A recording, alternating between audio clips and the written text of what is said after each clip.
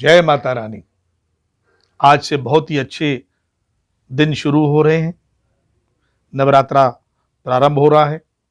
माता रानी से मेरी प्रार्थना है कि वो आपके जीवन में खुशियां और बहार भर दे। एक ट्रक नोट भिजवा दे। टाटा 407 कम से कम होनी चाहिए। नोट ही नोट आपके पास आ जाएं और तब आप खुश हो जाएंगे। मेरे लिए भी आप दुआ कीजिएगा कि मैं इसी तरह आपको हंसाता रहूं। इन दिनों अब कई घरों में व्रत रखे जाएंगे, माँ की उपासना की जाएगी और 8 दिन के बाद जब 9वां दिन होगा तो यज्ञ होगा, आहुति होगी और फिर भंडारा होगा।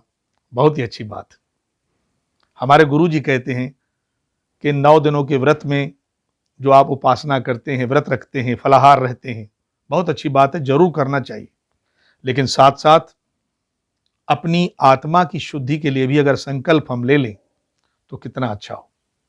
क्योंकि आज देखिए, इस जीवन में नई सुख सुविधाएं हैं, ये नई दुनिया है, मानव जीवन सरल हुआ है, लेकिन पता नहीं क्यों आज भी इस नई दुनिया का मानव दुखी है, डिप्रेशन का शिकार, अकारणीय चिंताएं हैं उसको। ऐसा क्यों? संस्कारों की कमी और जो हमारे पूर्वजों द्वारा हमें मार्ग बताया गया उसको हमने छोड़ दिया और वेस्टर्न कल्चर को अपना लिया।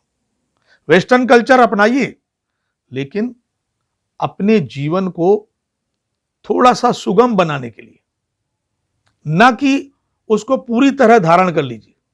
क्योंकि हमारा हिंदुस्तानी कल्चर, हमारे भारत का कल्चर सबसे सर्वश्रेष्ठ है और आज हमारे भारत की तरफ पूरी दुनिया देख रही है।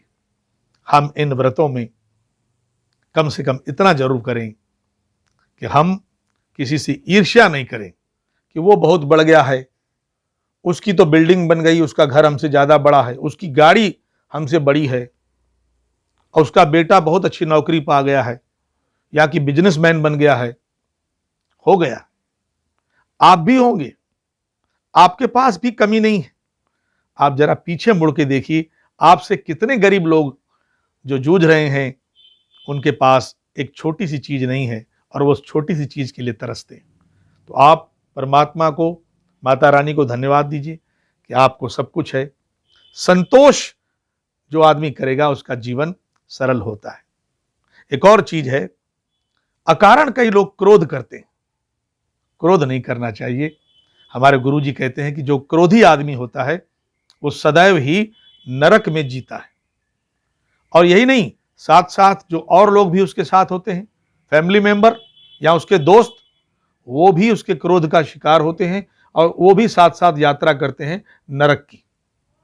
इसलिए मेरी विनती है कि आप करके देखिए, धीरे धीरे क्रोध को छोड़ दीजिए, आपका जीवन आनंदित हो उठेगा और चारों तरफ आपके सुख ही सुख होगा। जो सरलता में सुख है वो क्रोध में नहीं। चलिए, मैं बहुत बड़ा ज्ञान व्यान आपको देने वाला नहीं हूं। मेरा मूल स्वभाव है आपको हंसाना, तो आपको हंसाता हूं। आपने देखा होगा कि गधे कभी हंसते नहीं, गधे कभी हंसते नहीं।